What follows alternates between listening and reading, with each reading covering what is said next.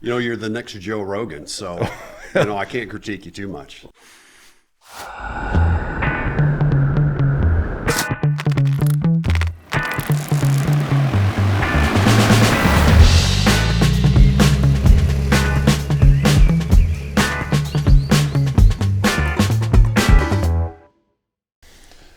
Welcome to the Taylor Moreland podcast. Today I have a very interesting guest, someone who's been in the ag industry for a long, long time, Chad Gripp.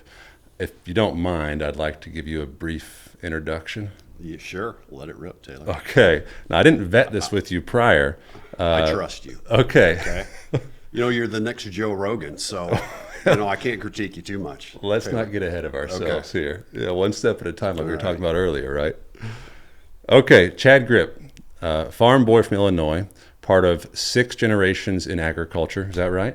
I think it's more like 5. 5 generations. Yeah, I think there might be a little typo there. 5 generations, yeah. 6 coming soon, hopefully, right? Actually, we had a 1 month ago yesterday. We had a granddaughter, first granddaughter. So There you go. Yeah. Awesome. The owner and CEO of Gripp Custom Farming, a family business founded 25 years ago, offering application services, precision ag services, and crop inputs across multiple locations in Illinois. In 2022, Gripp began offering drone application service with a fleet of 6, or was it 8? 6 or 4. It was 4. 4 drones. 4 drones. 8 interns, 4 drones. Yeah, 4 DJI Agris T30s, I believe. T30s, Yep.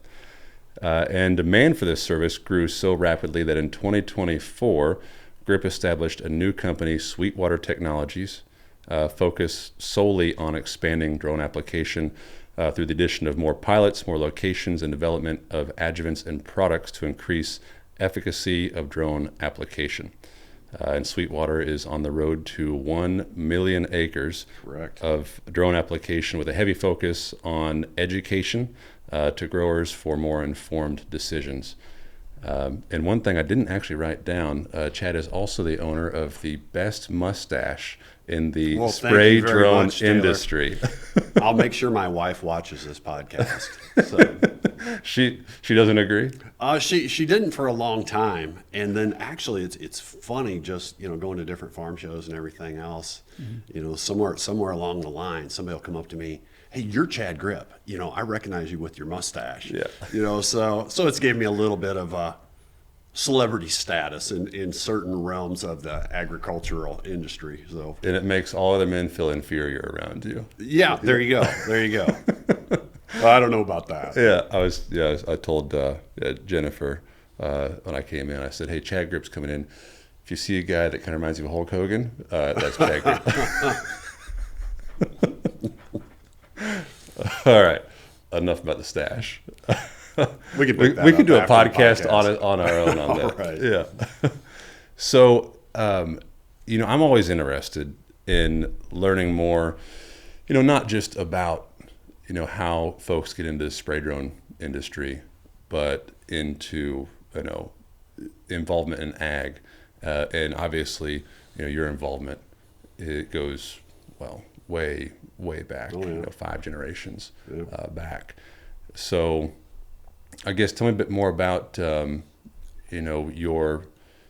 your involvement in ag, your family's, involvement in ag, and then how Gripp Custom Farming became to be.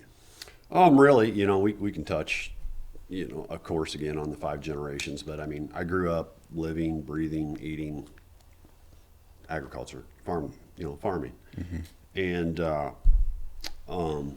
so always present, always there. My days after school was go find dad and see what he's doing, and drive a tractor, do whatever. And I was actually, even as a teenager, I was a big part of the farming operation. I was counted on to cover a lot of acres. I had my responsibilities, and you're gonna suck it up, and you're gonna get to it. And but we're talking row crops. Yeah. Dad was out of the hogs by the time I was probably 5 or 6. Mm-hmm. But mainly row crops. And then in the late 90s, I started Gripp Custom Farming Corp. And that was just simply to upgrade our equipment, find some custom work, take that money, upgrade our equipment, be able to expand a little bit. and then that turned into custom application in the early 2000s, and then of course with custom application comes, chemicals, fertilizer, all that. So we started our ag retail business 23 years ago. Yeah. Probably closer to 27, 28 for the custom. custom farming part, but we kept that name. Yeah. Grip Custom Farming Corp. We kept that name for our ag retail business as well. Yeah. Makes sense. So started offering custom service to upgrade equipment just on the application side, or were you guys doing, other services? Oh no, we were doing everything. Yeah. I mean, we would plant, we would harvest, we would do pretty much anything, tillage. Yeah. Whatever was there, whatever kind of demand in our area, we provided that service. Yeah. Right. Yeah, makes sense. And then, so do you still farm yourself? Yeah, we still farm. My son pretty much has taken over my part of it, really, to be honest with you. Yeah. I want to see him expand and grow, and the only way to do that is to kind of turn him loose and let him build his farming operation. But, he's a big part of Grip Custom Farming Corp. I mean, he manages operations. He manages a lot of acres. I think as far as from an application standpoint, he managed well over probably 250,000 acres this year, making sure everything got applied correctly, precisely, and right location. And so, yeah, he's a big part of the operation, and of course farms as well. Yeah. That's a sizable footprint. Yeah. Yeah. Yeah. Majority of that in Northern Illinois. Majority of that is in that Northern Illinois area. Yeah. Mm-hmm. Yeah. North Central. Yeah. Yeah. Right. Grip Custom Farming has several locations. Is that right now? We have two. Two locations. We have two locations. We have, what I call the old home farm. That's where I started everything. I mean, we just started in a little Quonset shed. We didn't even have an office back in 2002. Yeah. We started there and gradually built that up. Put in a nice mixing facility there. We still do some things. We still run a smaller percentage of the business through the old home location, but it's still important. Right. And then we do, we've got an office there, so we do all the accounts receivable at that location. And then Wyandott's really our headquarters. Yeah. That's where pretty much everything is operated out of. Gotcha. Yeah. Very cool. So on the drone side, prior to drones, you were doing, ground-based applications was probably the biggest part of the biggest service you were offering. That was the biggest part of the custom service. Yeah. Herbicide, we're doing fertilizer. Yeah. Yeah. Yeah. We started at first just with, herbicide sales, Yeah. and application. Yeah. And then in 2014, we added dry fertilizer to it. So. Yeah. Now, for me on the spray drone side, I was selling crop inputs. I wasn't doing any application service myself, but I was selling fungicide, herbicide, insecticide, and I was a middleman, with the growers and the aerial applicators on the fungicide piece of that, doing a lot of the legwork to line things out. Was that a similar story for you guys when you got into like the fungicide piece of it? Were you working with a lot of aerial applicators? Yeah, we had a couple good helicopter services we were working with, and they were very good. Mm-hmm. They were wonderful to work with. They did a good job. Yeah. Really, the drone thing was a little by accident. Yeah. Almost. So we get a weed up there called bird cucumber. Okay. It grows in the corn. You can't hardly get it through the combine. If you hit, and it doesn't grow, throughout the field. It's in patches, quarter acre here, half acre there. But you can't really harvest those areas because you can't get it through the combine. And if you do, it spreads like wildfire. Yeah. So, since I actually got into the application business back in 2002, that was what you did every late August and September. I had a Hagie sprayer, had a Hagie for years. Mm-hmm. You'd go out there in the tall corn and you'd spot spray bird cucumber. Yeah. Just driving back and forth, turning booms on and off. Yeah, it was a tedious task. You know. And nerve-wracking trying to stay in between the rows and not run anything. Well, yeah, but that's how we did fungicide too for a long time. So It you're was used just to a that. Hagie. So that was just another. Of course, you another day guys on are the job. kind of in big, wide open country. Yeah, there's a lot of good stuff. There's some stuff that's a little more technical. Is but there? yeah, for the most part, good fields. Yeah. Good fields. But fast forward, I got rid of the Hagie. We went to another type of machine, and we went to a Hagie because our fungicide business was starting to grow, and I just couldn't keep up with the Hagie. So we're like, we're going to hire a helicopter service. Yeah.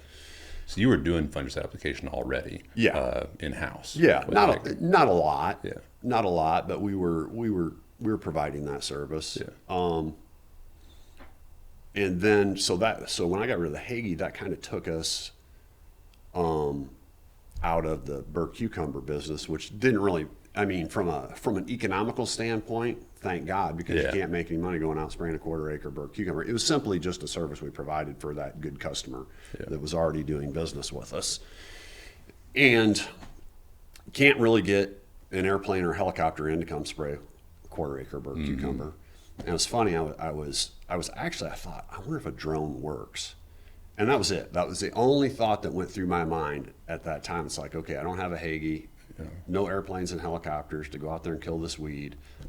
And I momentarily thought about a drone, and kind of put it out of my head until one of my good friends and good customer called me over, and we were standing by his field. He goes, Chad, I got burr cucumber out here. Is there anything you can do? I said, well, not right now. There's nothing we can do this year. But I said, I think I have a solution next year. And he says, did you ever think about a drone? And I said, yeah, that's actually what I was thinking about. And, I think the stars were aligned because one of my son's roommates was out of Purdue. He was on his last year of college looking for a job. And I thought, you know what, if we're going to jump into the drone business, we're going to do it right. We're going to get the proper exemptions. We're going to make sure we're legal in every way. And I knew, to put that responsibility on me with everything else I had going on, that was going to slip through the cracks.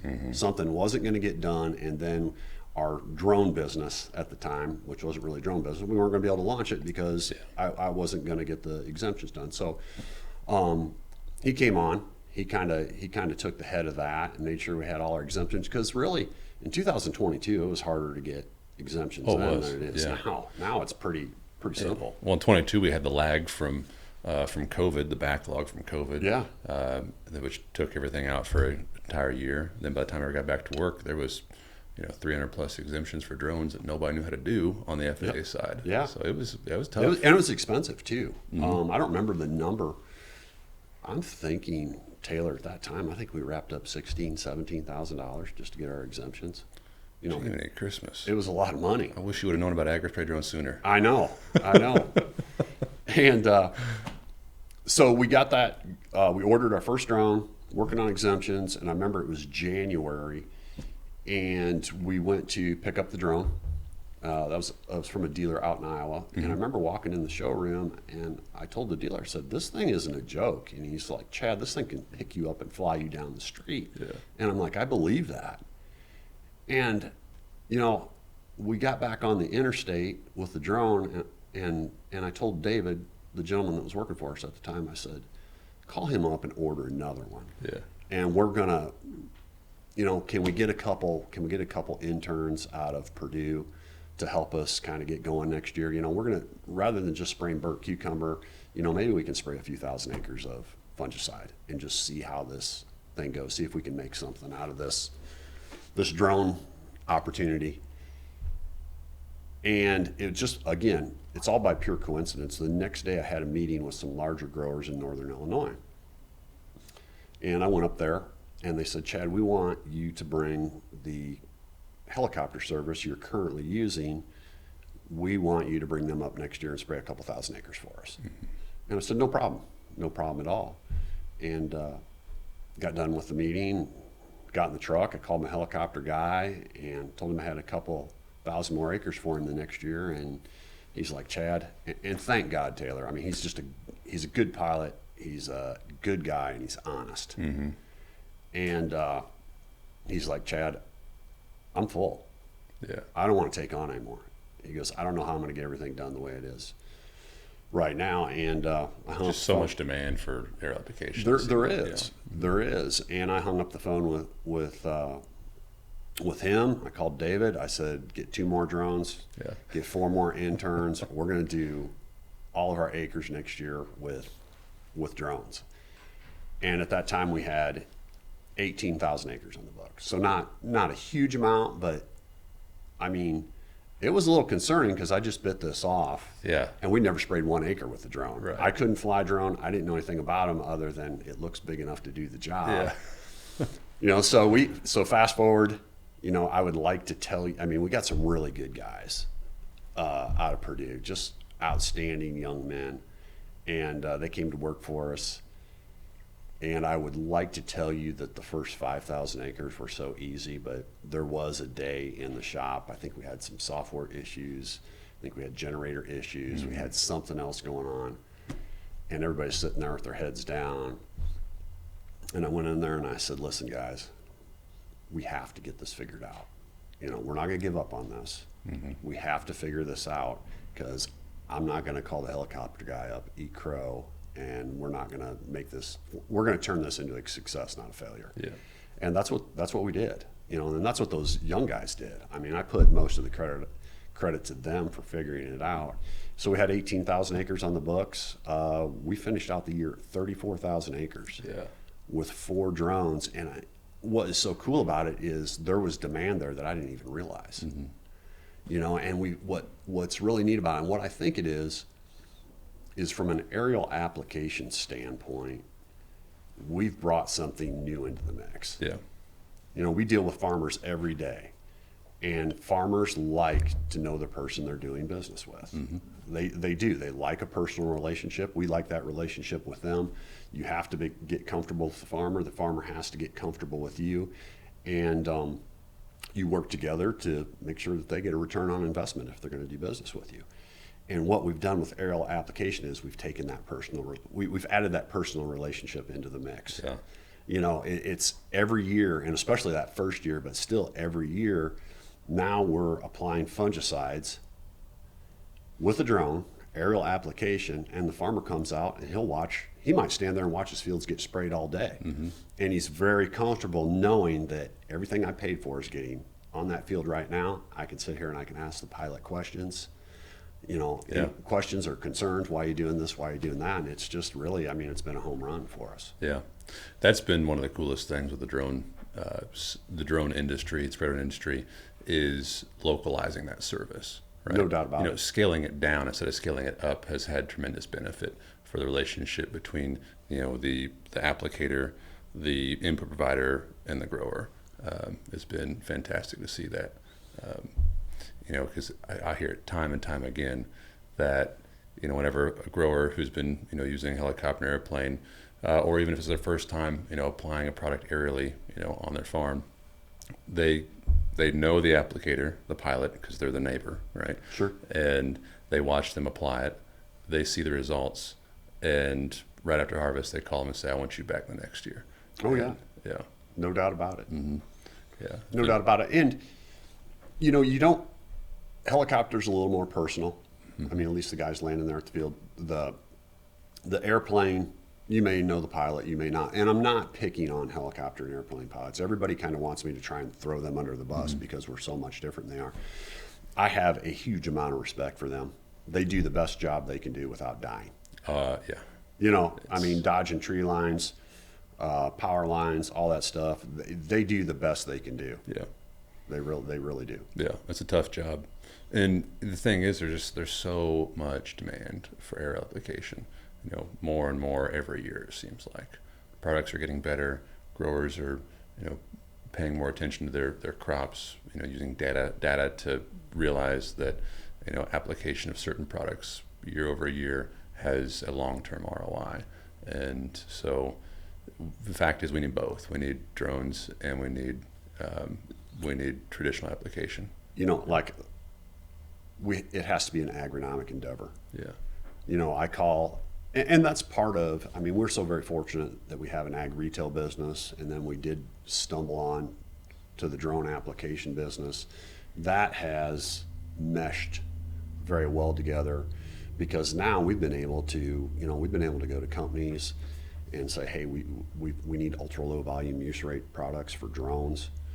So we've been able to access some products that the rest of the market has not been able to. And again, it makes it an agronomic endeavor. You know, we have a way now from an aerial application standpoint to get anywhere from 98 to 100% of the field covered, because we don't have to dodge high lines. Nobody's going to die. Yeah. We don't have to dodge high lines. We don't have to worry about tree lines, and we can use a program that's going to give the farmer a return on investment, knowing that not just 80% of this field is getting sprayed, but 98 to 100% is getting sprayed. Yeah. That's what's really cool about that.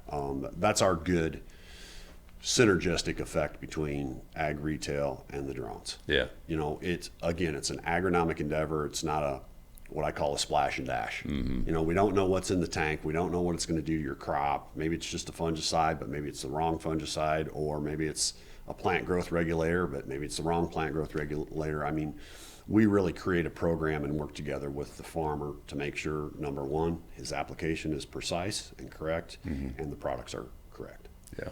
Yeah, we see that a lot. I mean, there's a lot of folks getting into spray drone industry that don't have an ag background. And some are the splash and dash, you know, kind of folks that really aren't solving the problem that exists, in that the applicator doesn't care about the farmer, right? That's a problem that has existed. That has, yeah. Yeah, historically.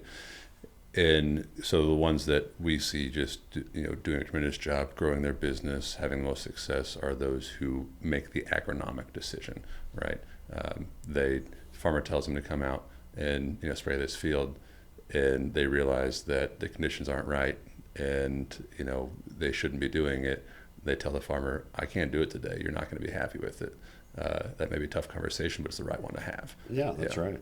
No doubt about it. Yeah. So it's great to see, as you guys have scaled, that's been, top of mind. Yeah, it's top of mind, and we try and work with the drone industry as well.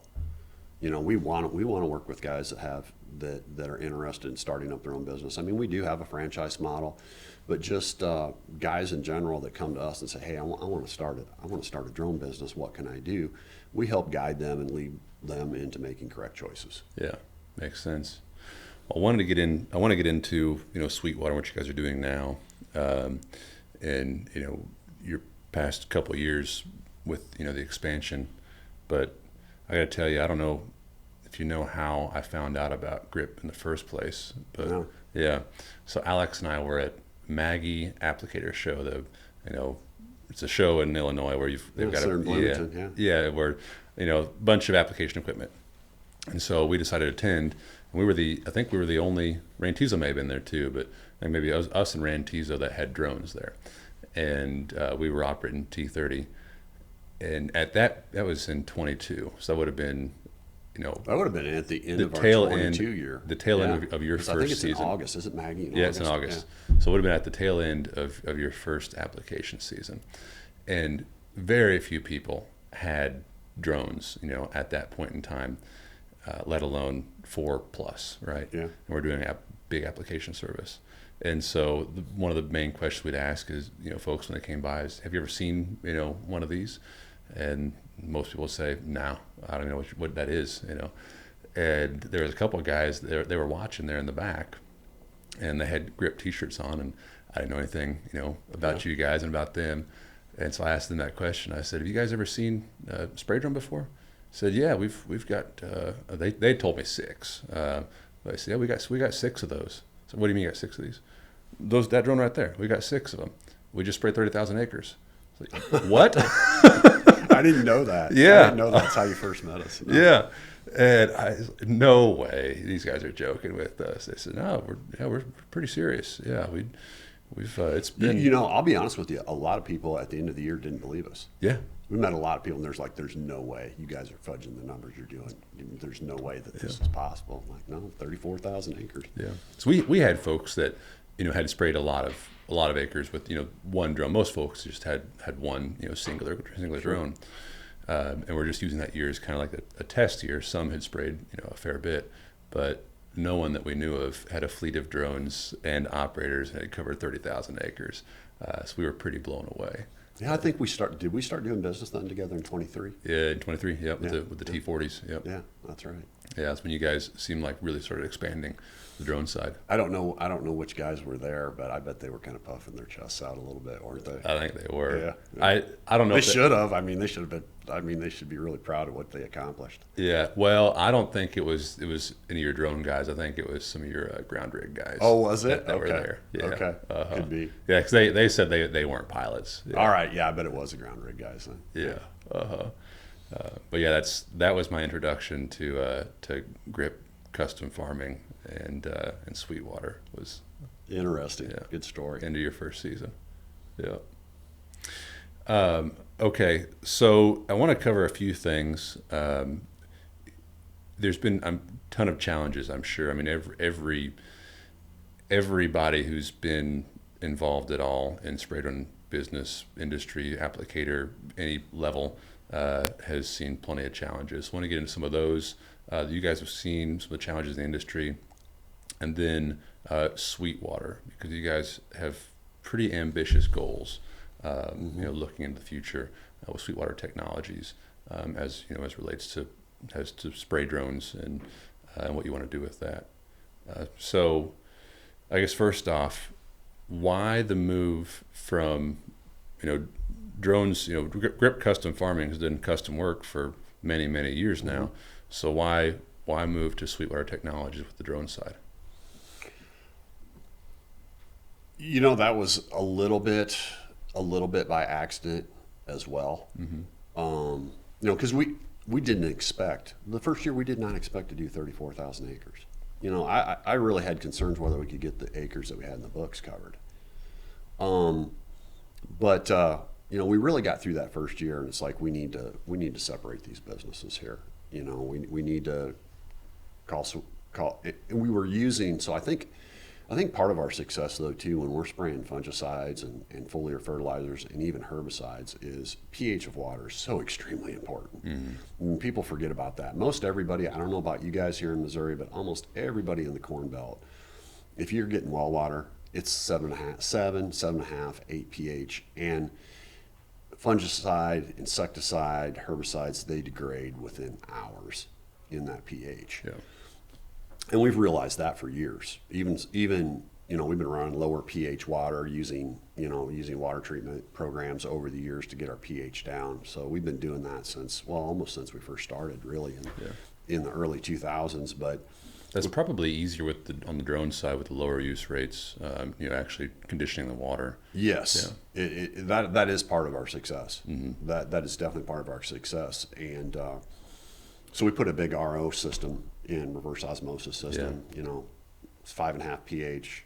We have no particles in the water. It's completely pure, much like car wash water. Yeah, that's what it is. And we named that Sweetwater. We named that product Sweetwater, and that just spilled over into the drone business because. So you put that in. Regardless, it wasn't for the drone business. It wasn't for the drone business. We were already using it in the ground rigs. Yeah, and was that just for your own application, or were you selling that? No, we weren't selling it. That was just for that went on all our acres that we applied. Yeah. For farmers or whatever. We ran that Sweetwater. So the Sweetwater was the reverse osmosis treated water. Yeah, and we're just like. Reduced rates with these drones, we have to run Sweetwater with that. Yeah. And that just spilled over into the name of the drone company. Yeah. I never knew that. That's really interesting. Yeah. And it's just, it's a good way to be able to identify both businesses because they are different. Yeah.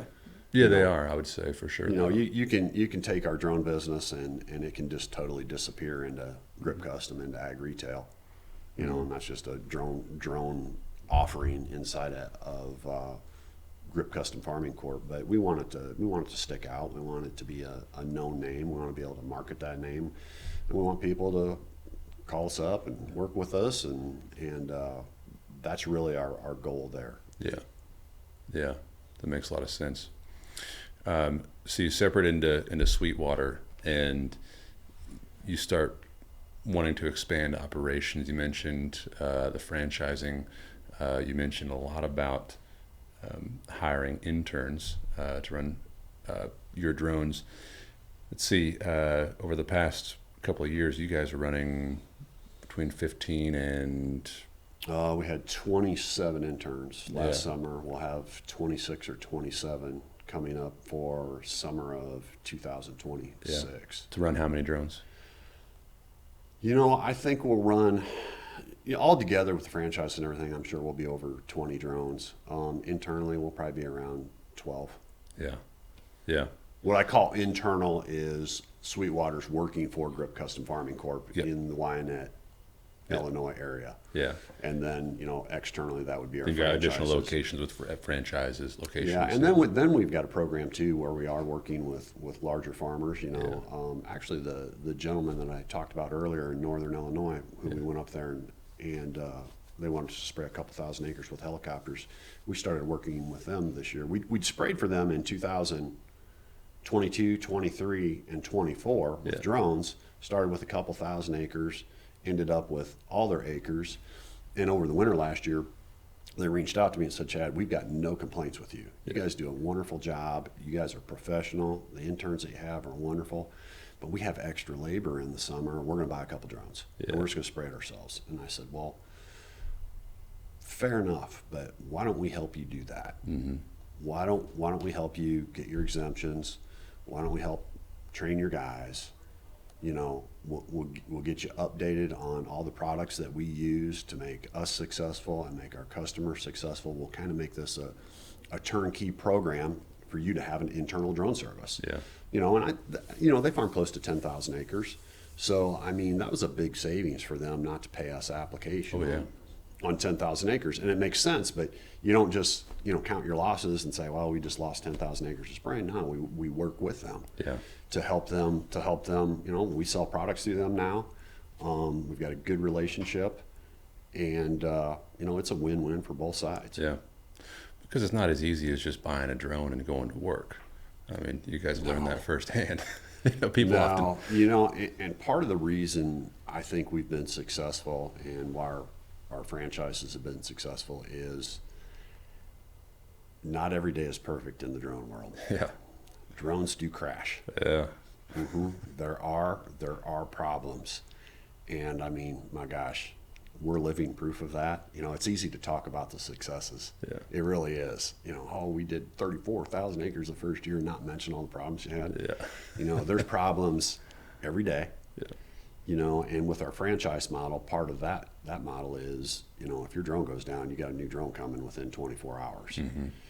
And, I think the support system that we offer is big for the franchises. And we offered that same support system for the growers in northern Illinois. If their drone goes down, you have problems, we're there to make sure that you're up and flying. Because I think we really saw it this year. We saw it with DJI cutting off parts, not having enough drones, all that stuff. We had a gentleman out in Indiana that we knew. He really wanted to start up his drone business. He got a T40, had a number of acres lined up on the books, and drone crashed. He was out of business. Couldn't get parts, couldn't get a new drone. He was done. He had 4,000 or 5,000 acres on the books. I don't even know if he sprayed 1,000, had the investment of the drone, and he was done. So, we try to keep the support thing going between our franchises and between our farmer guys that want to start their internal drone business. I think the support system is very important. And it's not just important outside of our business, but internally. When we have 27 interns there, it's nice to know that everything's taken care of. You're going to be trained well. If there's problems, we take care of them. We have parts, we have extra drones. It's okay. And that's been the biggest part of our success is having that support system.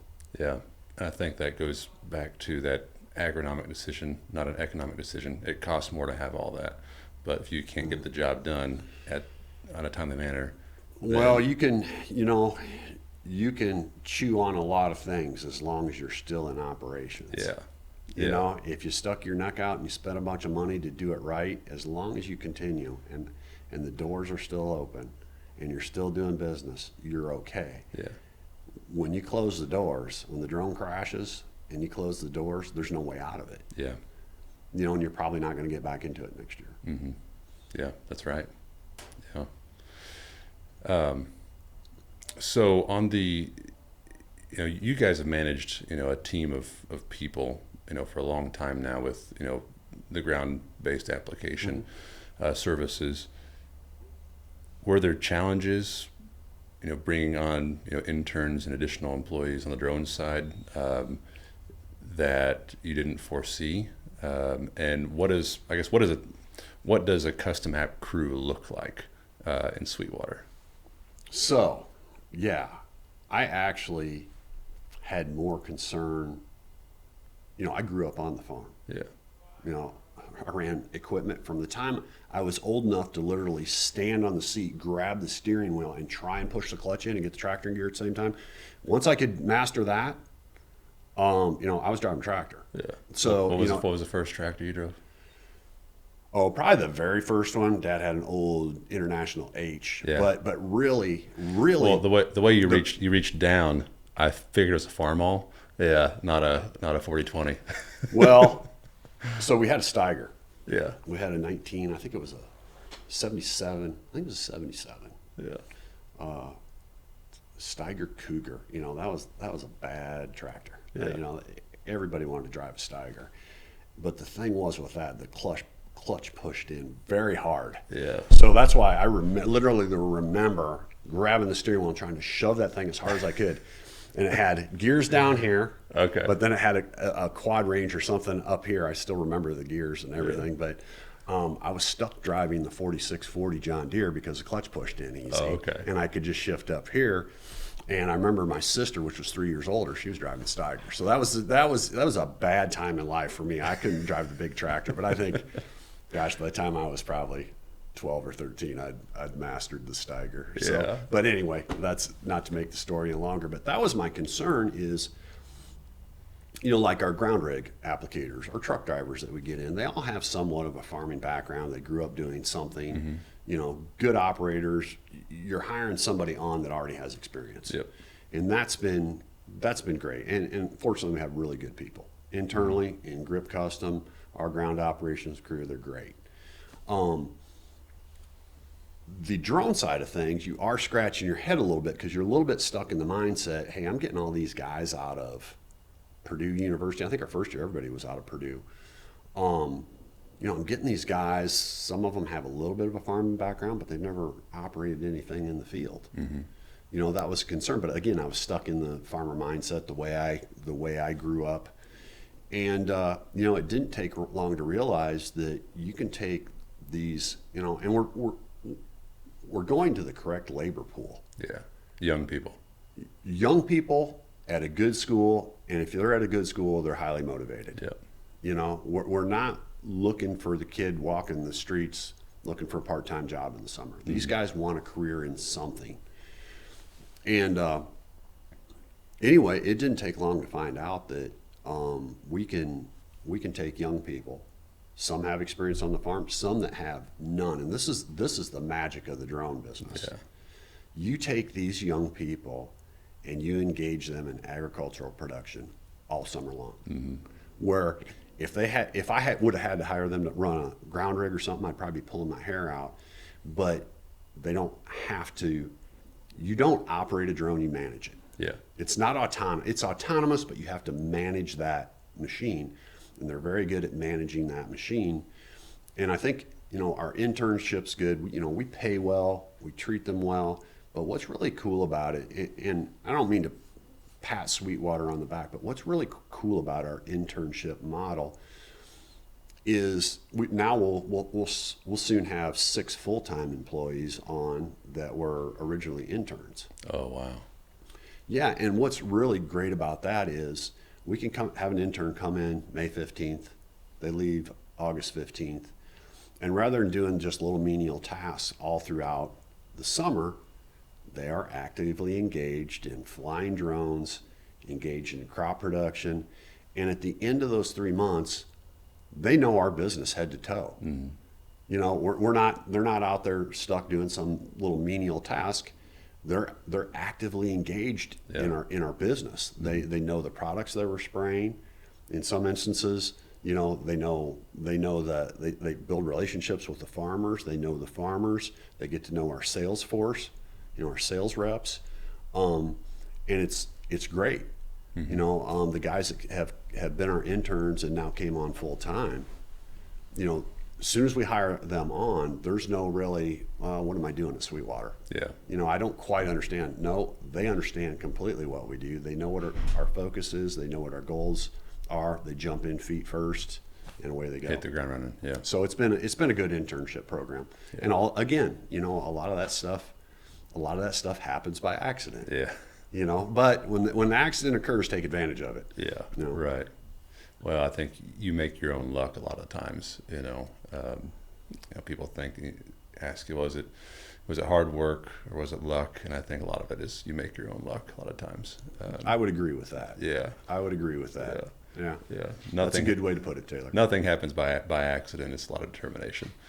And just like you said early on, whenever you had that first bad day in the shop there that first year, it wasn't throw my hands up and give up. It was, we're going to figure this out. Yeah. Yeah. I've heard that from you a couple of times over the years. Actually. Yeah. If you called my son right now and said, hey, if you come whining and complaining to your father, what's he going to say? And you know, our thing is, I'll put it very gently right now, suck it the heck up. That's what you do. When times are tough, you suck it the heck up. Yeah. You know, and I don't put it quite that mildly. Yeah. And you know, that's that's the way my dad put it to me, and that's the way, you know, but very kindly. You know, in certain, to a certain extent, you're firm, but hey, man, you got problems. The only way to get out of this is you. You have to solve it. You have to try. Mm-hmm. And that same way goes with me, with my kids, you know, with the interns and with the employees. We're always there for support. Yeah. But you got to suck it up. Yeah. You know, when you have the bad days, you got to suck it up. And that right there is the differentiator in this industry, in this business, spray drum business, between the operators who are successful and those who give up. Yeah. It's the ones who suck it the heck up. Yeah. And figure out everybody's gonna have problems. You have to be the solution provider to your own problems. And no doubt about it. Yeah. Put your head down and get to work. Yeah. Very cool. And that mentality seems like it's permeated across all of your interns and your full-time guys. That, you know, obviously if they've gone through one spray drone season and they're sticking around, then they know how to suck it the heck up and figure out and solve their problems. Yeah, they do. No doubt about it. That's a good attitude to have. You know, coming from your father to your son to now everybody in the business, I think is a good attitude to have. Yeah, I don't know. Maybe that should be part of our marketing that needs to go on the trailers of the truck. Suck it the heck up. Suck it the heck up. Times get tough. Suck it the heck up. Yeah, there you go. Yeah. But you know, there's you know, I think the drones for young people, for the large farmer, for whoever, you know, you're not selling fun. Yeah. You're selling an opportunity to create a business or improve your business. Mm-hmm. And I think the drones are just a wonderful way to do that. Yeah. And if you can get in with the right dealer, supplier, much like we have with you, you know, you guys have been extremely supportive. I mean, really, what we've done too, we can't do without you. Mm-hmm. You know, we definitely, I don't even want to talk about the issues that we had over the 2025 season, but you know, I think I called you one day and I said, we don't have a problem, we have a lack of a solution. Yeah. And you know what? We found the solution. Yeah. And guess what? We were successful last year. Yeah. So, you know, I think, again, getting back that there's just a heck of an opportunity with the drones to, again, improve your own farming operation, to possibly create your own business. But whatever you do, you have to get involved with someone that offers you that support system. Yeah. You know, because when you can look at the price of a drone, I don't know, I suppose the new drones are probably now over $40,000. Well, you look at that and you're like, okay, if I sprayed 5,000 acres, I could make this much. If I sprayed 10,000 acres, I could make this much. Hey, guess what? $40,000 is no big deal compared to the price of a ground rig sprayer. You know, a new ground rig sprayer is going to cost you $750,000, Yeah. or $500,000, or a used one 300,000-400,000. You start looking at that and you're like, holy smokes, that's a daunting task. Yeah. To get a $500,000 machine paid for. Where you look at the drone as, okay, it's $40,000. I need a generator, I need a truck, I need a tank. Hey, this is real cheap entry level, and it is. Until you don't have a support system. Yeah. And the drone crashes, it goes down. You don't have a supplier that works with you. You don't have anybody that can help you out of the bind. You don't have anybody that can help you suck it up. You don't understand products, what you're putting on the field.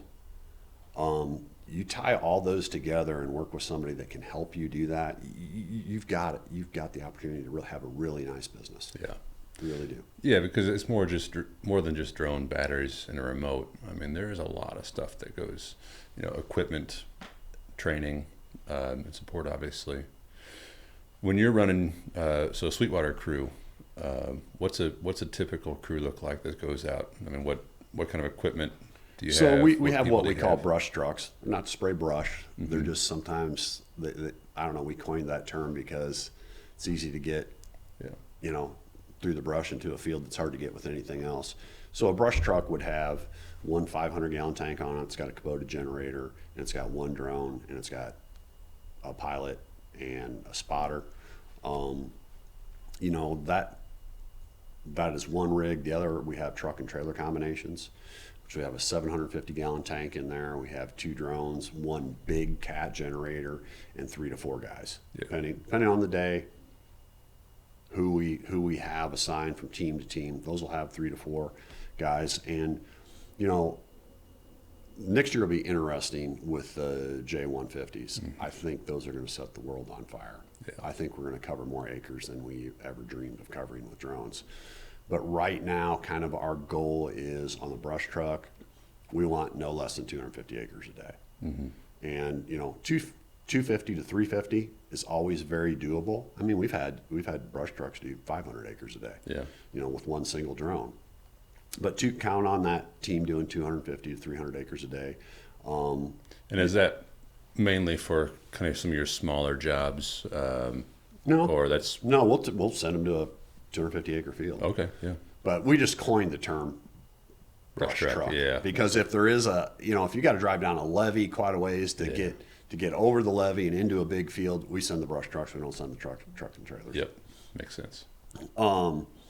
You know, the truck trailer combinations with 2 drones, you know, we really want to see them that 5 to 6 to 700 acres a day.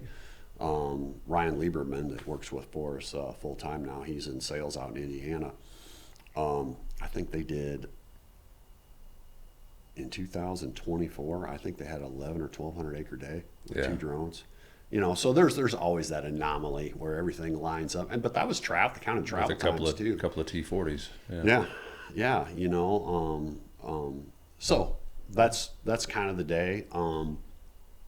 Everything is for us, everything's very organized. The night before, the jobs for the next day are planned and they're put into Flight Plan Online. Familiar with Flight Plan Online? Yeah, I've seen it. Yep, the jobs are prepared, put into Flight Plan Online. They're assigned generally the night before. They are assigned to the teams. Sometimes not, maybe till the next day if we're not sure. Yeah. You know, depending on what time of day, if all the teams are back or not. But always before they start in the morning, those jobs are assigned to a team. Yeah. So that team pulls up their flight plan account. They look on there. They look at the maps, the location. They download those maps onto their controller. They pull into the chemical shed, and they're mixed up for the day, or they're at least mixed up for a half a day. Yeah. We do not mix in the field. Yeah. You know, everything's hot loaded. But part of the reason we can cover those acres is the simple fact that drone really shouldn't be on the ground more than a minute or 2. Yeah. And if you start trying to mix every load on the ground, dumping a jug here, dumping a jug there, adding water, you may be on the ground 5 or 10 minutes. Yeah. And the next thing you know, rather than having a 300-acre day, you had a 60-acre day. Yeah.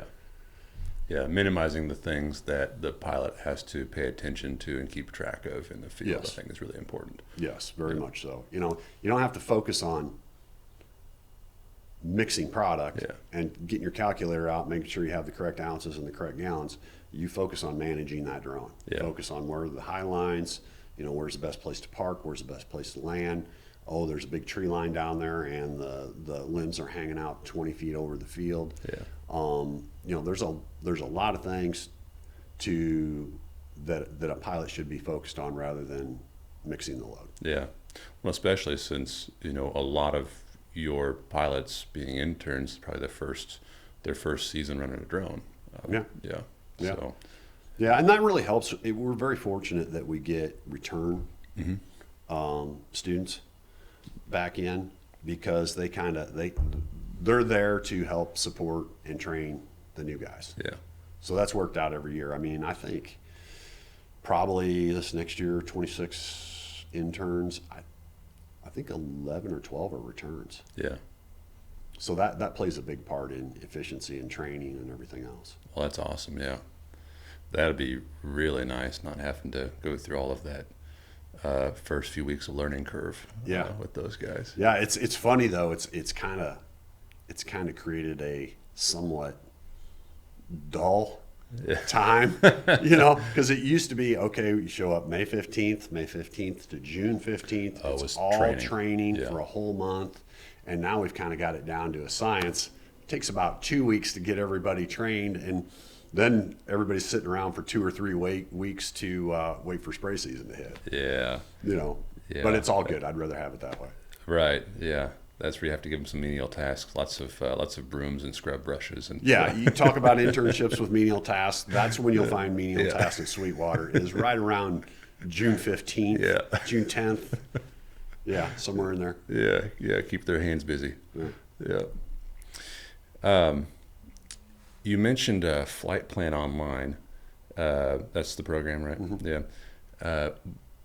We need to look at doing an API with that into the EA platform. You guys running all 150s this coming year. Mm-hmm. There's like a work order type system on the EA platform, and they're working on APIs with different programs right now.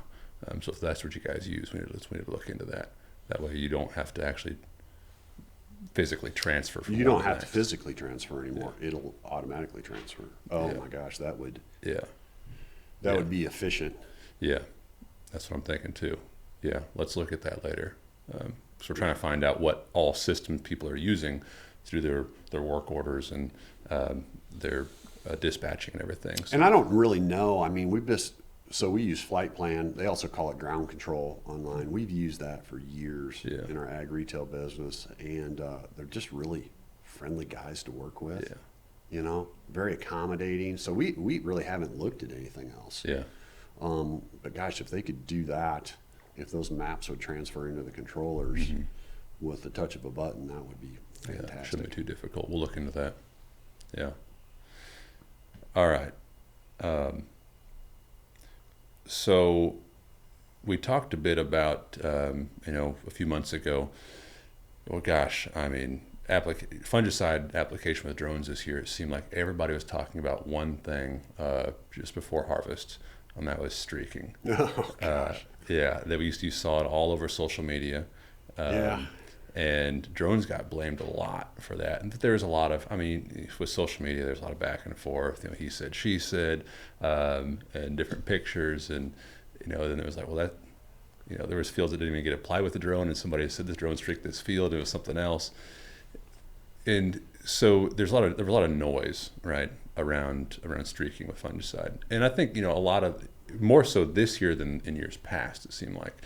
I think a lot of that had to do with higher fungal pressure, right?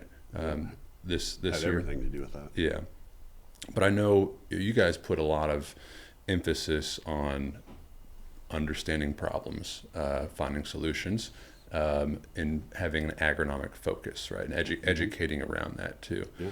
And so you personally walked a lot of these fields.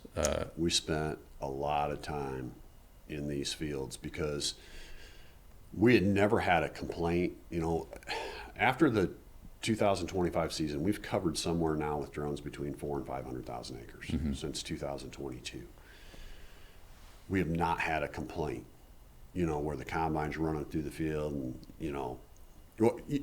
we've had a couple mapping issues where maybe the corner of the field got mapped out and got left out, things like that. But as far as from an application side of things, we haven't had any complaints. And this year, about the end of September, about a month after we were done spraying, I would say probably 3% of our acres, roughly 2.5–3% of our acres that we sprayed this year. We did 170,000 acres, 2 to 3%. So whatever that is, we had somewhere between 4,000 and 5,000 acres where we had streaking. And to be honest with you, I was very concerned at first. I'm like, what? We ran new AEA Visions, and we ran some used T40s, and I'm like, did the pumps start to wear out on the old T40s? Did we not catch it? What? Why are we having these streaks?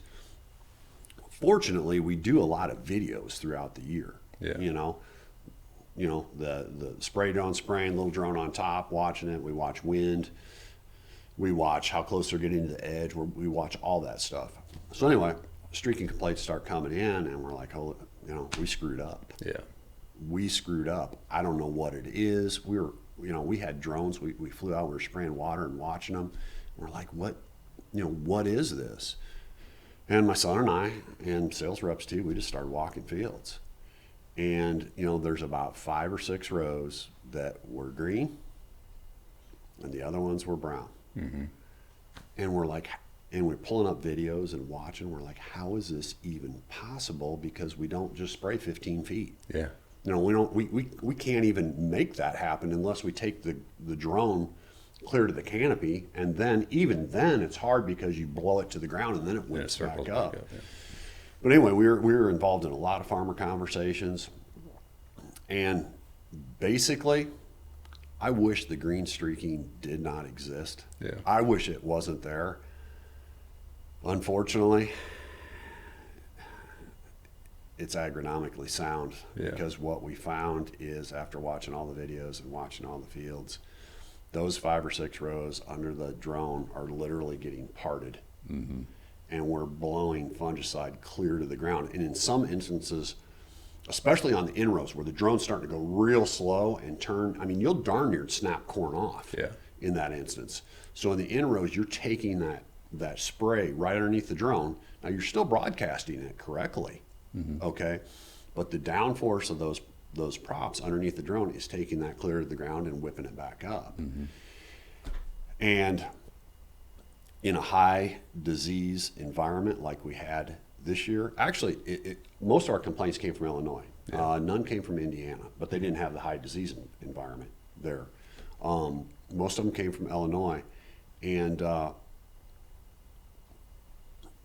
that's the corn responded to being, even the bottom leaves covered, and in some instances, when the product's whipping back up from hitting the ground, we're getting some under the leaf coverage, and that's what's showing up.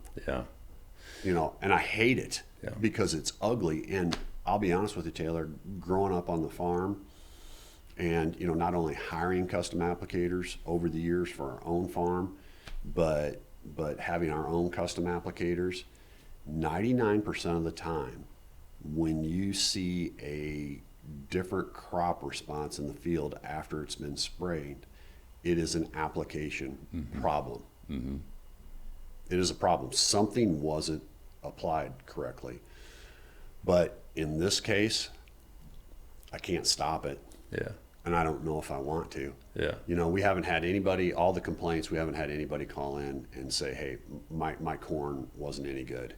It wasn't any good. Everybody's like, yeah, it was pretty good. We understand what the props are doing now. We get it, but our corn was good. Fortunately, we had some growers that split fields this year, no fungicide compared to fungicide. and the yield map in some instances is 60, 80 bushels difference. Gee. So on one side it's all red, and some of these fields were streaked. Yeah. Thank goodness, because we were able to learn from that too. And it's just a normal green yield map with higher yields on it on the streak side. Yeah. So the streaks never showed up on the yield map. Yeah. Yeah, and it's funny you say that, because it seemed like there was a lot of talk about streaking issues and everything pre-harvest. Now post-harvest, none of that. Nobody was talking about streaking issues. Continuing because they got the harvest results. It went away, and we had another instance, Taylor, a new customer this year, really great guys to work with. And they called us about the streaking, and we didn't quite have a handle on it yet. Mm-hmm. I mean, this was one of the first calls that we got, and my son and I we tromped around the growers' fields, and I said, and I told Chase, I said, after we walked through many of the fields, I said, Chase, it's I'm pretty sure it's the prop wash. Mm-hmm. Penetration. It's penetration. Yeah, I said, I'm almost positive it is. I said, we're going to have to watch a bunch of videos. We're going to have to do this. We're going to have to do that. And funny thing was, it was by coincidence. These farmers farm 160 acres. Mm-hmm. It's all in a pivot. Actually, 120 of it, I believe, is their neighbors, but they custom farm for their neighbor. They sell seed corn to their neighbor. So 125 is their neighbor. Mm-hmm. 40 inside the pivot is their own ground. So we had a Beck's hybrid out there, planted the same day, same exact variety. The only difference in the 120 acres, it was sprayed with a helicopter, mm-hmm. with the same product, same rate. And with Veltima, I believe at 10 ounces. That was one day. And the farmers watched the helicopter spray it, and he said he did a really good job. Yeah. Did a super job spraying the field. And not many high lines, not tree lines. He was able to get down there and just blast across it. Did a really good job.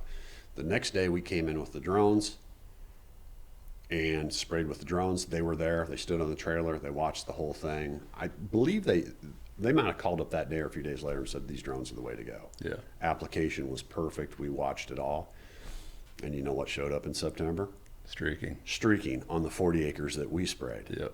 We had green streaks throughout the field, throughout that 40 acres. Where the helicopter was sprayed, it was all brown. Yeah. I saw you guys posted the aerial shot of that.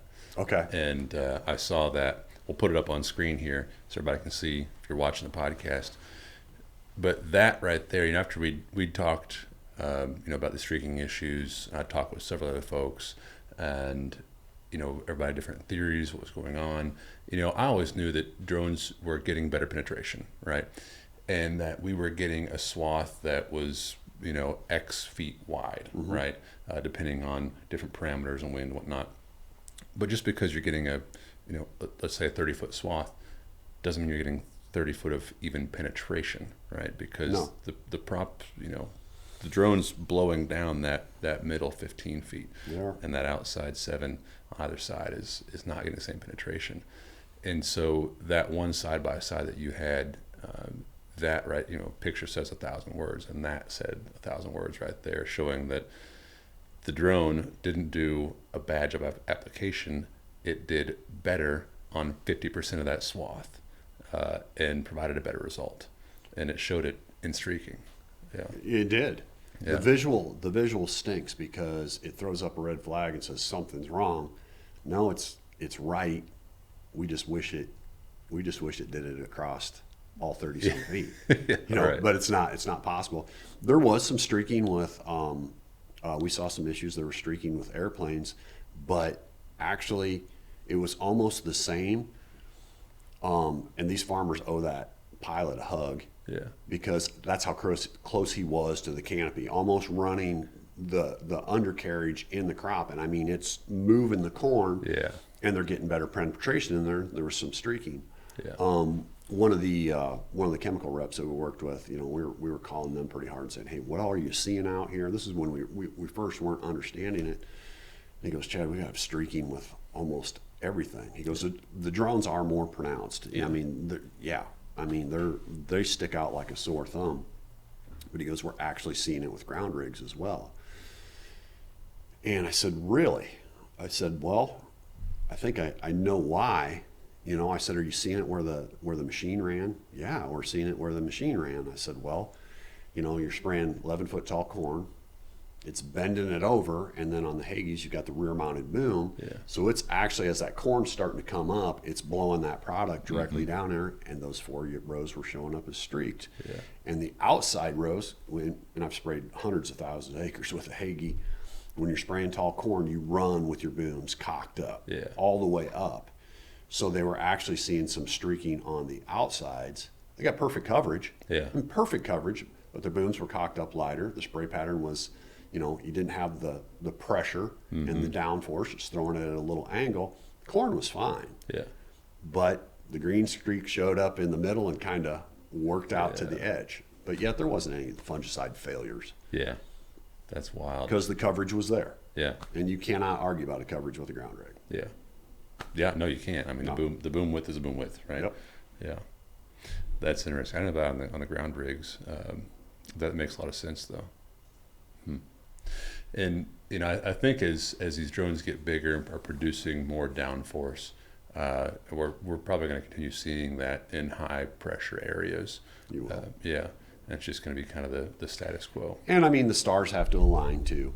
I mean, they do. I mean, we sprayed a lot of highly diseased corn, and that streaking never showed up. Yeah. You know, it's got to be. It just happens to have to be that hybrid that responds to that extra penetration under the drone. Yeah. And that's where it's going to catch you, and that's where the red flag's going to come up, and you're going to, you know, it's going to look bad. But again, I think it's agronomically sound. Yeah. Yeah. So it'll be interesting to see. You know, there was some fungicide done with the 150 this summer, J150, and didn't hear, you know, any issues. It'd be interesting to see as we get into this coming year, as more of the 150s are out there, what, you know, we'll see out of that, because it is producing a pretty wide swath, and How seems wide, to be very how wide consistent. Are you going right now? So we had guys go out to 40 feet, between 35 and 40 feet. That, you know, at a 2-gallon rate, running about 12 feet high, 45 feet per second, with all 4 nozzles. All 4 nozzles turned on, you get a more consistent pattern. Fluid dynamics, that's what the testing results showed very consistently. We had plenty of other folks that did their own independent testing, and where they were running 25 on like the XAG 100 and T40, T50 platforms, they're running 35 on with no issues. Now, it'll be interesting to see what happens as more folks start running these wider patterns with these bigger drones. If we see more pronounced streaking, or if these bigger drones, you know, larger prop wash, will reduce some of that. Because like the 150, the battery is on the very far back of the frame, and EA did that to keep the downforce of the rear rotors more consistent as that tank empties. Okay. Yeah, because as the tank empties, overall downforce drops. But they put the battery on the very far back, literally as far back as you can get, for a battery placement, to keep the downforce as consistent as possible over the rear rotors, which is where the nozzles are located at, to keep penetration and pattern and everything as consistent as possible. So I'll be very interested to see how that shakes out on a large scale and across many different areas with different hybrids and different disease pressures and everything. Sure. Yeah. Sure. And I mean, we'll see it in somewhere. You know, maybe our area isn't going to be the high disease pressure next year, but there will be an area that has disease and it's going to show up. Yeah, I believe so too. Yeah. Yeah. Talking with some rotary atomizer developers, a few of them have said the way that spray drone manufacturers have designed their atomizers is wrong in their opinion. Okay. Yeah, they said that you need to, it's just like a T-jet tip, you know, where you need to match your pressure with your flow, and we're not really doing that on the drone side. Basically, if you want to change micron size, it just changes the RPM regardless of flow. right? And also regardless of speed, and not really taking into account what the swath is and all that kind of stuff. So they said what they want to develop is a nozzle disc that can produce that between 300 and 500 microns, like right in that range where we're kind of looking at for most row crop work, but can do it at a high RPM where it's running 50 to 100% faster what it normally would, so that it produces those droplets at a high velocity coming out of the nozzle. Yeah, to actually minimize some of these effects we're seeing with wind and whatnot, to spread that pattern out and get more consistency and escape the vortex, the prop wash vortex. Interesting. Yeah, that actually makes sense. Yeah. So we're hoping to have some nozzles developed for this coming season to do just that. One thing that won't go away next year is the wind. My gosh. I mean, the days of, I'd hate to guess how many days already this year the wind's blowing 25, 30 mile an hour. Yeah. That used to just happen in the spring and fall. Now it happens all summer long, but we will spray up to a 20 mile an hour wind. Yeah. We've got a good surfactant we call drone zone. We'll spray up to 20 mile an hour, and it's very interesting how beneficial the prop wash is then. In higher winds. We've never had a bad spray job in the wind. Yeah, I want to hear more about that, because adjuvants. Really, the drone industry has used adjuvants that have existed for other types of applications, just adopted into drones, without a ton of guidance really until here very recently. And Sweetwater, obviously, you guys are. You say 170,000 acres is what you covered in 2025. Yeah. So you've got a lot of experience in managing, drift, applying in conditions that are challenging, training new pilots with your interns in your franchise locations, and so part of that is the right products to put in there. Reverse osmosis, water, and now adjuvants. So I'm interested in learn more about what you're seeing, what's working, what key things in these products that make them different for drones. Sure. So a gallon. So we only spray 1.1 gallon to acre. 95% of our application is 1.1 gallons to the acre. Well, that's an important point to drive here, because a lot of folks now are saying, "Oh, we need to spray more." Then 2 gallons is kind of standard on fungicide right now. So, and so a lot of folks are saying, "Well, bigger drones, we can spray more." There's a ton of challenges in spraying more, and then you have to think, is it actually worth it, right, to spray more? And you guys have proved over the 4 years now. That is one thing. We started out spraying 1.1 gallon because it made sense with the T30s, but we were getting coverage. Yeah. And I've sprayed. And you had 60 to 80 bushel differences with the fungicide application applied at 1.1 gallon per acre. Yeah. Yeah. 1.1. The coverage is important. Yeah. You can spray 10 gallon the acre. You can spray 20 gallon the acre. You can spray a half gallon the acre. If your droplet sizes aren't right and you're not getting coverage, they're all going to fail. Yeah. They're absolutely all going to fail. But we started out that first year, and we had some farmers saying, "Well, we really want 2 gallon." Quite frankly, it's so inefficient at 2 gallon with the T30s. And we'd done so much testing. We're like, this is the right thing. And it would have been different if I hadn't grown up on the farm spraying products. And we realized a long time ago, the more concentrated the product is, the better it works. Yeah. How many times do you go to the store, Taylor, and buy something that says watered down product? Yeah. Everybody reaches for the highly concentrated stuff. Yeah. The beauty of a drone with aerial application is we're always 10 to 12 feet above the canopy. So we can spray 1.1 gallon with the right adjuvants in there without worrying about evaporation. We're not losing any of that. And again, this is physics. I have the utmost respect for a helicopter or airplane pilot. When they're jumping over a tree and it's 95 degrees out or Highlines and they kick the boom on and they're spraying 2 gallon, maybe only one is getting down to the ground. Yeah. You know, that's the tough part. When you don't have to worry about evaporation, when we have the correct droplet size, when they have the correct pattern, you can do whatever you want. Liberty herbicide, for instance. Mm-hmm. You know, if you go to almost any, if you go to a BASF rep, and we work quite well with BASF. BASF has been a very good supporter of our drone program. Can't say enough about them, but they have a wonderful product called Liberty Ultra. Mm-hmm. Most people would say you have to spray that at 20 gallons the acre through your ground rig.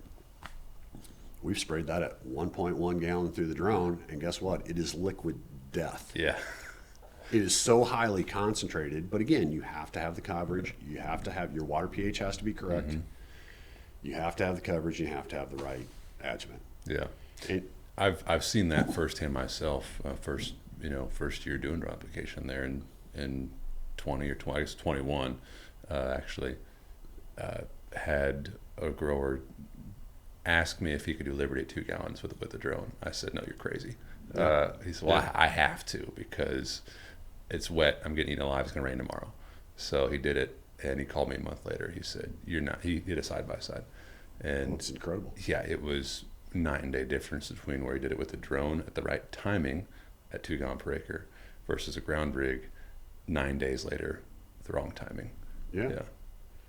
I mean, it's truly the concentration of the product, and the trick has been over the years, even with the ground rig, you know, we don't make nozzles small enough for our ground rig to spray 1 gallon to the acre.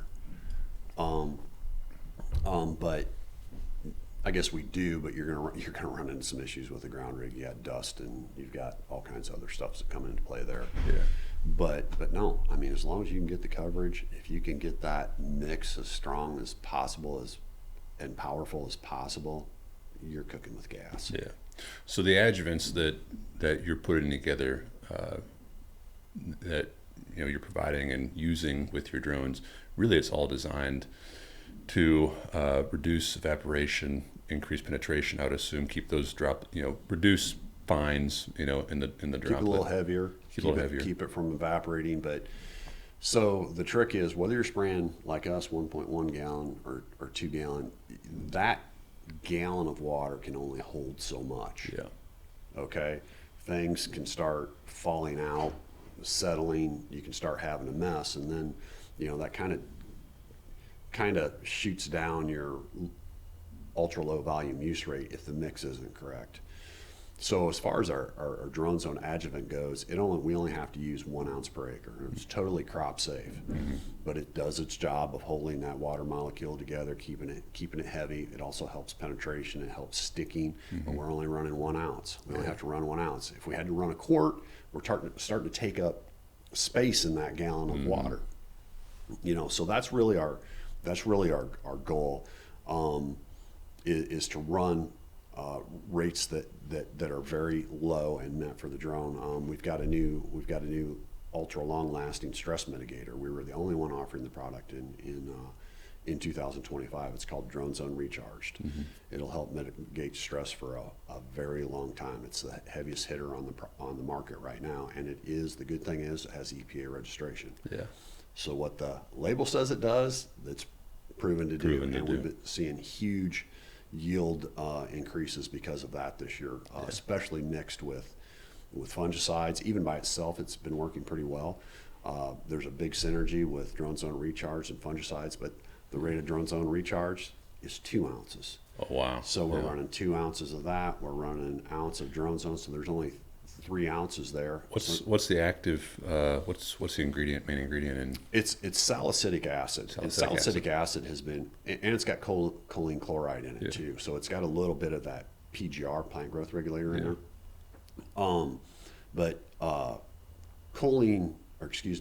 salicylic acid has been on the market for quite some time. I think there's some companies out there that uses it as an in-furrow, but this is the very first EPA registered foliar product. Yeah. So I mean, it really helped. And naturally, a plant produces salicylic acid, but it usually does that after damage has occurred, whether it's been hurt by cold or hot or, bugs or wind, any abiotic stresses that plant can, or bug damage, that plant will produce salicylic acid to help mitigate that stress. So what we're doing is we're pre-treating this plant, and we've had great luck with that. Like I said, even in high disease environments without fungicide application, we did some testing on that. We're still getting a big yield response. That's interesting. Yeah, that's been good for us. But again, it's ultra low volume rates. And then we have room for, we can run drones on recharge. We can run our adjuvant. We can run 10 or 14 ounces of a fungicide. We have room for an insecticide. There's even, there's room for a micronutrient if we need. There's just enough there where if we're starting to run a quart of this, 16 ounces of that, next thing you know, you have to spray 2 or 3 gallon, or you have to spray 5 gallon because your mix falls apart. That is the most important thing, is the mix. Especially at ultra low volume like you guys are doing. Very interesting. Well, it makes sense now. I mean, guys, you think 500 gallons on a truck doesn't sound like that much, but when you're doing 1.1 gallon, you can cover a lot of ground that way. And again, it has to be an agronomic endeavor. We can't just say, hey, we want to get over acres quicker, so we're going to do 1.1. No, we've proven that it's worked. It works. No doubt about it. It's not a splash and dash operation. Well, and you have to prove it works because your growers know what you're applying out there, and so they have to see the proof. That's right. So and you've got 4 years of history to show the proof. So that's really cool. I kind of wonder if that'll be more highly adopted. And that would increase efficiency so much. Oh my goodness. I mean, and it takes the entry level cost down too. Just everything. When you can handle less and do more, that's the name of the game with anything in efficiency. And in farming. Absolutely. What's next with Sweetwater, and what do you think the drone industry needs? What's going to have the next level of advancement? We got bigger drones now, right? That's one thing. But what's next for Sweetwater, and where do you see yourself going? Where do you see the industry going? Where we're focusing on now is we're working on setting up a dealer network. People that are interested in starting their own drone business. We have the franchise model, and that's for the guys that are really serious. They have this access to big acres. They can jump in head first, and they can get after it. But your larger farmers that just want their internal drone service, they don't want to do custom application. We're working with larger farmers, young guys that want to get into it. We're helping them get a drone. We're helping them get agronomic and sound advice.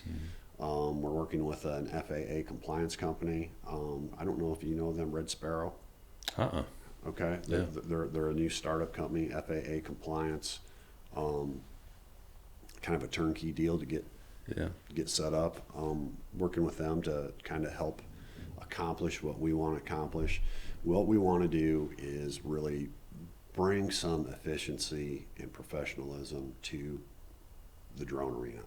I shouldn't say professional, but yes, that we do want to do that. But we want to avoid the splash and dash. Again, I've used this term 5 or 6 times. Long-lasting relationships. Long-lasting relationships that are sustainable. It's an agronomic endeavor. We're going to help get you going. Do what you need to do to accomplish what you need to accomplish, and get a return on investment. Because obviously you've seen this technology is here to stay. I mean, it's long-term stuff. So it would make sense to make a sound, agronomic investment into it. And I think the drones, I don't know looking forward, do I look 10 years in the future and say, hey, we're going to still be focused totally on drones? I think there will be somewhat of a focus on drones, but I think right now for us, for Sweetwater, it's a platform into other things. And it's already opened up the door to working with other companies to bring us new cutting edge, products that are out there, EPA registered products. I mean, that's our big focus, you know, and that's a goal for us. You know, that road to 1,000,000 acres. Again, that's just not just saying, hey, we covered 1,000,000 acres throughout our network. No, it's what that does for us to access newer products that makes the drone industry better.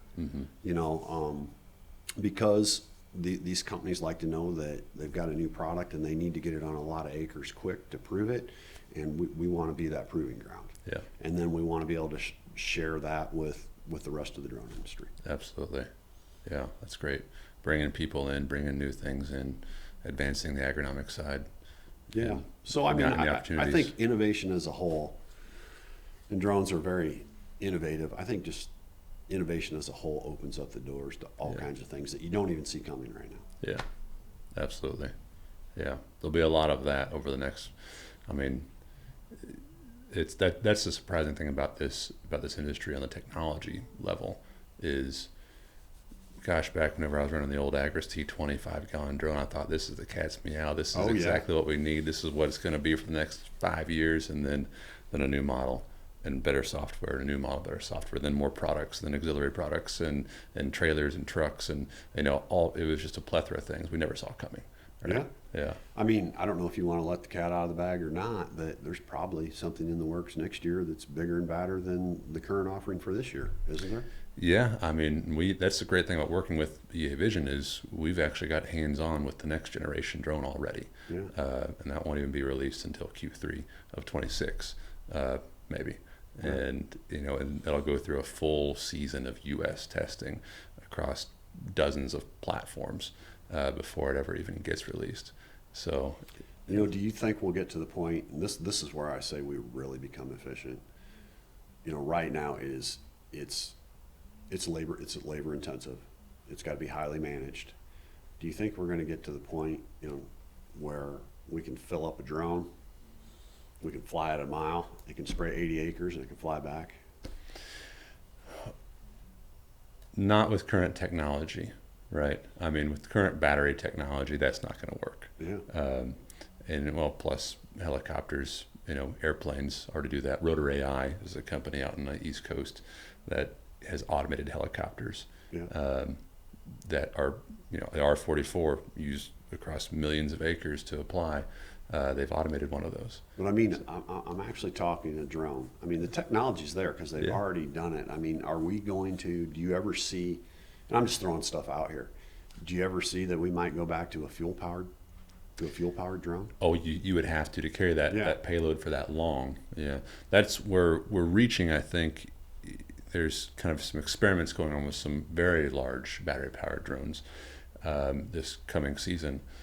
But from what we've seen is we are reaching the peak at what a large battery-powered drone can do in terms of carrying a heavy payload for a long period of time and continual operation in hot weather, right? And you have to, you know, you have to handle those batteries. So there's definitely a weight limit there as well. Yeah, you have to handle the batteries. You have to charge the batteries. So your generator requirements go through the roof. Your operator fatigue, you know, goes up immensely. The space you have to do that goes up quite a bit too. Yeah. Transportability goes down.